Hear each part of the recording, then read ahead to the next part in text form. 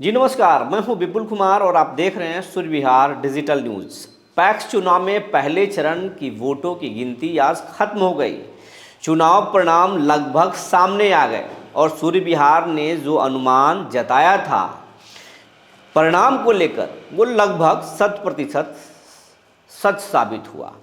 हमने ये बताया था कि नए उम्मीदवारों पर पुराने अध्यक्ष भारी पड़ेंगे, वही हुआ। नए अध्यक्ष उम्मीदवार जो थे वो कुछ जगहों के अगर छोड़ दें तो बाकी चुनाव मैदान से बाहर हो गए, लड़ाई में भी नहीं टिके। लेकिन कुछ उम्मीदवारों ने अच्छा प्रदर्शन किया और इस बार चुनाव में जीत हासिल कर लिए।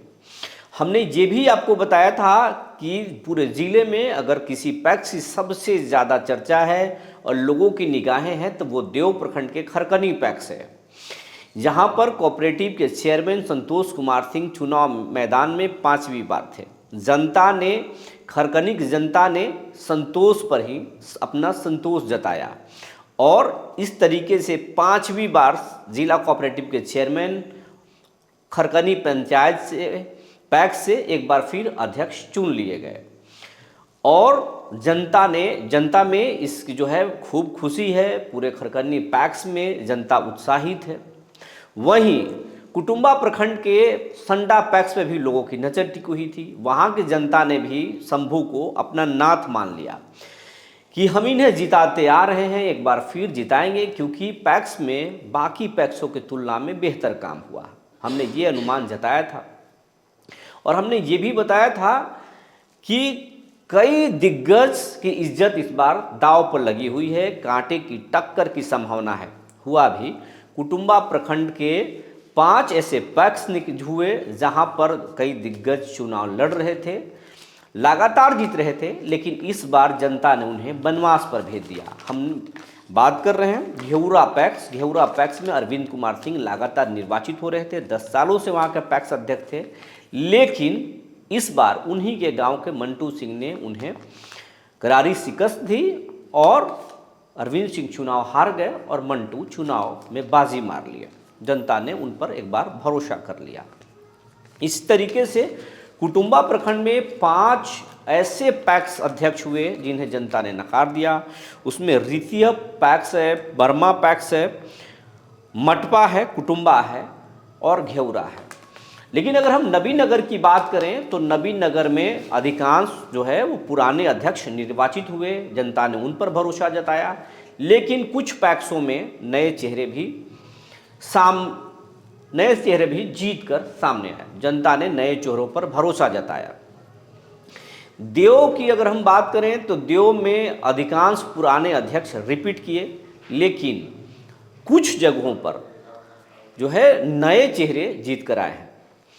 मदनपुर में भी अधिकांश पुराने अध्यक्ष ही रिपीट किए हैं, चुनाव जीते हैं, लेकिन कुछ जगहों पर जनता ने फेरबदल किया है, नए चेहरों को मौका दे दिया है। तो पहले चरण में ये साफ हो चुका है कि जो नए उम्मीदवार हैं, जो लगातार कई बार से मेहनत कर रहे हैं, जनता में उन्होंने अपनी गहरी पैठ बना ली, वो इस चुनाव में सफल हो सकते हैं। लेकिन पुराने अध्यक्ष को हरा पाना थोड़ा मुश्किल है, क्योंकि जनता में उनकी पैठ है, जनता में वो उनकी अच्छी पकड़ है और जनता में जो है वो लगातार जुड़े रहे हैं। तो वो पहले चरण की जो वोटिंग मतगणना हुई उसमें पुराने अध्यक्ष जो है वो नए चेहरों पर भारी पड़ रहे हैं। अधिकांश पुराने अध्यक्ष ही जीते, लेकिन जो अध्यक्ष हारे, अगर आप विश्लेषण करेंगे, वहाँ के डेटा पता करेंगे तो आपको पता चलेगा कि वही अध्यक्ष चुनाव मैदान में बाहर हो गए, चुनाव हार गए, जिन पर लगातार जो है जनता को उपेक्षा का आरोप लगाया जाता था कि जनता को ना वहाँ खाद दिया जाता है, ना बीज दिया जाता है, या जनता को गुमराह किया जाता है। तो वैसे अध्यक्ष जो है इस चुनाव में हारे हैं, जनता ने उनको वनवास पर भेज दिया है। लेकिन कुछ ऐसे अध्यक्ष भी हार गए जो जनता के बीच में काम कर रहे थे, जनता के लिए अच्छा काम कर रहे थे, लेकिन फिर भी वोटों का ऐसा ध्रुवीकरण हुआ कि जिसके चलते उनको चुनाव हारना पड़ गया। अब रफ़ीगंज, औरंगाबाद और दाऊदनगर अनुमंडल में चुनाव होना है पैक्स का दूसरे चरण का और फिर अगले चरण का। अब इसमें जो अगले चरण का जो चुनाव होना है उसमें इस चुनाव के परिणाम से पुराने अध्यक्षों का भी हौसला बढ़ेगा और जो नए चेहरे हैं जो लगातार प्रयास कर रहे हैं कई बार से, उनको भी उम्मीद जग सकता है क्योंकि कुछ नए चेहरे जीते हैं। तो जो जानकारी निकल कर आई थी हमने आपको बता दिया। तब तक के लिए धन्यवाद।